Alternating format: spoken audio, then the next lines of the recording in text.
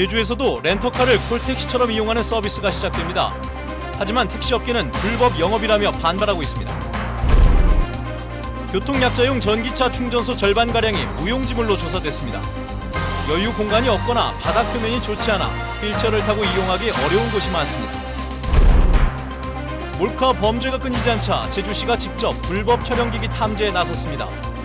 하지만 점검 규정도 없이 읍면동 자율에 맡기면서 단속 효과가 제대로 날지 의문입니다. 네, 여러분 안녕하십니까. 뉴스데스크 제주를 시작하겠습니다. 제주 지역에서도 다음 주부터 렌터카를 콜택시처럼 이용하는 서비스가 등장합니다. 하지만 택시업계는 가뜩이나 포화 상태인데다가 불법 영업이라고 주장하며 반발하고 있습니다. 박성동 기자의 보도입니다. 관광객이 애플리케이션에 위치를 입력하자 곧 승합차가 나타납니다. 이들이 탄 차량은 택시가 아니라 렌터카. 업체가 기사를 간접 고용해 콜택시처럼 운영하는 건데 서울에 이어 두 번째로 제주에 도입됐습니다. 탑승자 수가 많으니까 한 번에 많은 사람들을 같이 가기 좋은 것 같아요. 제주도는 여행객이 되게 많잖아요. 그래가지고 트렁크 캐리어 같은 거 넣기도 좋은 것 같고.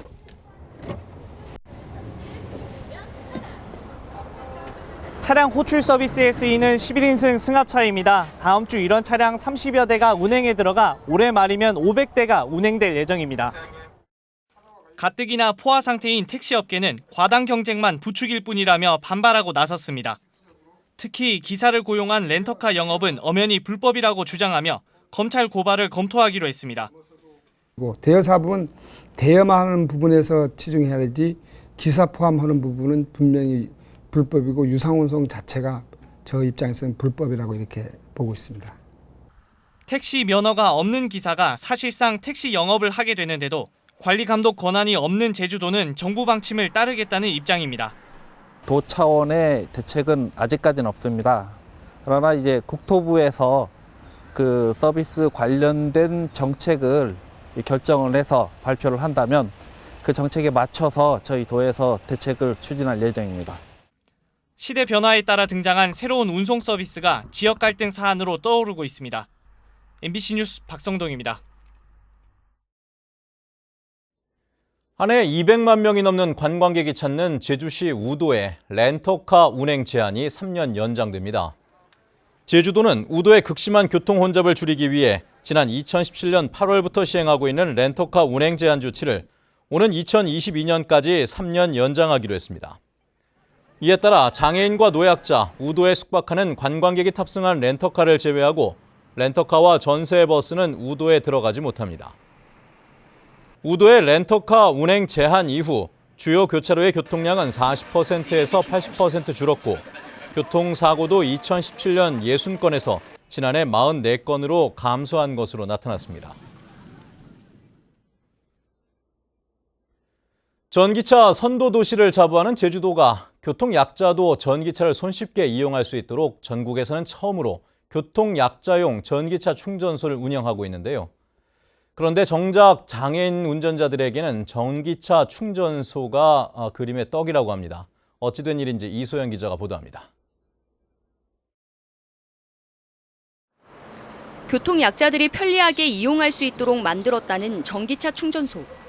휠체어를 탄 장애인이 충전기로 다가갑니다. 하지만 주차 방지턱에 걸려 앞으로 나가지 못하고 팔을 힘껏 뻗어봐도 기계에 손이 닿지 않습니다. 주차 방지턱과 충전기 사이 거리가 너무 좁아서 휠체어가 우회해서 충전기에 접근하는 것도 불가능합니다. 이제 휠체어가 들어갈 수 있는 공간이 없기 때문에 실제적으로 충전기와 이제 이용자 간의 거리가 멀어서 조작을 할 수 없는 부분. 스크린을 누르면 자동으로 케이블이 내려와 충전이 가능하도록 돼 있지만 이 기계가 고장나 사용이 중단된 상태입니다. 또 다른 곳도 상황은 마찬가지. 잔디블록으로 된 바닥에 휠체어 바퀴가 걸리기 일쑤입니다. 교통약자를 위해 설치했다는 전기차 충전소의 절반가량이 무용지물로 나타났습니다. 장애인 인권포럼이 지난 5월과 6월 2달 동안 교통약자용 전기차 충전기 51기를 조사한 결과 57%인 29기가 부적절하게 설치됐습니다. 특히 여유 공간이 없거나 바닥 표면이 부적절한 곳은 27곳으로 절반이 넘었고 6곳은 충전기가 먹통이었습니다. 그 항목들을 저희가 별도의 체크리스트 기준을 만들어서 한 거기 때문에 그 부분에 대해서도 명확한 설치 규격이나 기준이 제도화되었으면 좋겠다는 생각 갖고 있습니다. 전기차 천국을 만들겠다며 30억 원의 예산을 들여 만든 교통약자용 전기차 충전소가 정작 장애인 운전자들에게는 그림의 떡으로 전락했습니다. MBC 뉴스 이소연입니다. 제주환경운동연합은 오늘 논평을 내고 제주 MBC가 연속 보도한 당산봉의 절대 보전 지역을 훼손한 제주시의 급경사지 정비 공사는 환경을 파괴한 무리한 공사라고 비판했습니다. 특히 붕괴 위험 지역으로 지정된 14,500제곱미터 가운데 공사 면적을 4천여 제곱미터로 한정하는 쪼개기 공사로 소규모 환경 영향 평가를 회피하는 꼼수를 부렸다고 성토했습니다. 또 남은 위험 구간 공사에 대해 이 같은 일이 반복되지 않도록 제주도의 철저한 대책과 규정 마련을 촉구했습니다.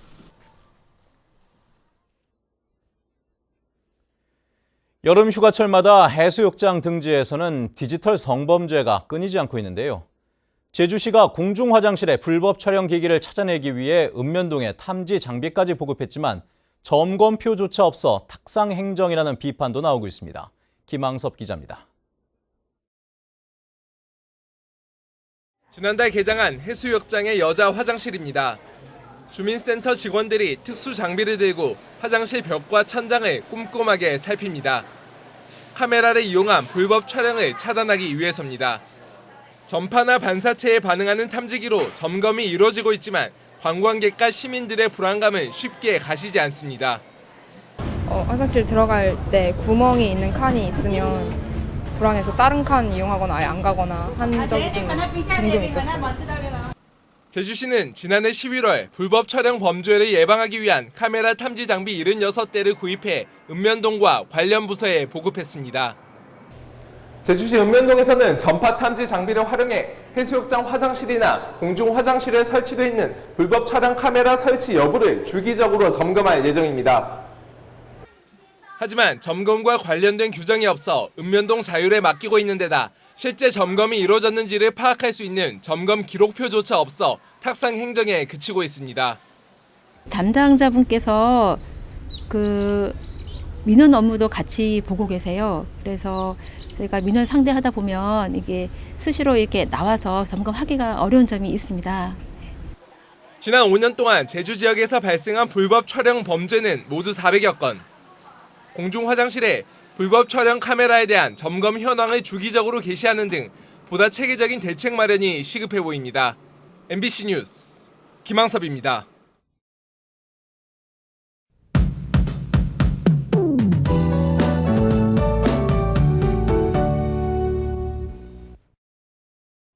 초복이 지나면 본격적인 무더위가 찾아온다고 하는데요. 이 여름 더위를 시원하게 날려줄 음악축제가 찾아옵니다. 오늘 저녁부터 28일까지 진행되는 2019 함덕 뮤직위크인데요.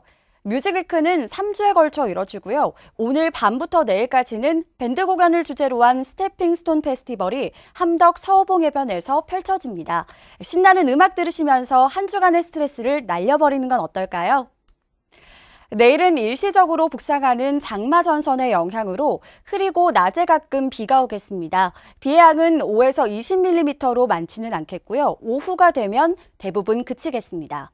일요일엔 고기압 가장자리 들면서 구름이 많겠고 점차 기온은 오름세를 보이겠습니다. 다음은 자세한 지역별 내일 날씨입니다.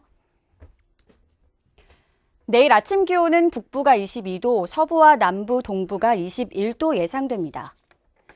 낮 최고 기온은 북부와 서부, 남부가 25도에 머물겠고 동부는 24도로 예상됩니다. 바다의 물결은 제주도 남쪽 먼바다가 1.5에서 2.5m로 높게 일겠습니다. 해상에 안개도 짙게 낄 걸로 예상돼 항해나 조업하는 선박은 주의하시기 바랍니다. 주간 날씨입니다. 다음 주 화요일부터 장맛비가 시작돼 목요일까지 이어지겠고요. 비가 그치고 난 뒤 금요일엔 낮 기온이 30도까지 오르겠습니다. 날씨였습니다. 보전지역 관리 조례 개정안 부결과 관련해 제2공항 찬반 진영별로 엇갈린 평가를 내놨습니다. 제2공항 성산업추진위원회는 성명을 내고 도의회가 조례 개정안을 부결한 것은 현명한 판단이라고 평가했지만 조례안을 상정한 책임을 지고 김태석 의장은 사퇴해야 한다고 주장했습니다. 반면 정의당 제주도당은 민주당의 분열로 조례안이 부결된 것에 도민들이 분노하고 있다며 도의회는 도민에게 사과하고 환경 보전에 대한 해법을 제시하라고 촉구했습니다. 도의회는 어제 본회의에 상정된 보전지역관리 조례 개정안을 재석 의원 40명 가운데 찬성 19명, 반대 14명, 기권 7명으로 부결 처리했습니다. 전 남편 살해 피의자인 고유정의 첫 재판이 오는 23일로 연기됐습니다. 제주지방법원 제2형사부는 지난 10일 교체된 국선 변호인이 자료 준비 시간을 요청해 오는 15일로 예정됐던 공판 준비 기일이 한 주 늦춰져 23일에 진행한다고 밝혔습니다. 재판 일정을 조율하는 공판 준비 기일에는 일반적으로 피고인이 출석하지 않아 고유정이 법정의 모습을 드러낼 가능성은 매우 낮아 보입니다. 재판부는 질서 유지를 위해 방청권을 선착순으로 배부할 예정입니다. 이번 주말 동안 경찰이 제주 전역에서 대대적인 음주 단속을 벌입니다. 제주지방경찰청은 내일 밤 10시부터 모레 새벽 4시까지 음주 사고 취약 장소를 선정해 일제 음주 단속을 벌인다고 밝혔습니다. 지난해 말 윤창호법 개정으로 단속 수치는 0.02%포인트씩 낮아졌으며 제주에서는 지난해 하루 평균 10명의 운전자가 단속에 적발됐습니다. 제주도의회 행정사무조사 증인신문이 또다시 연기됐습니다.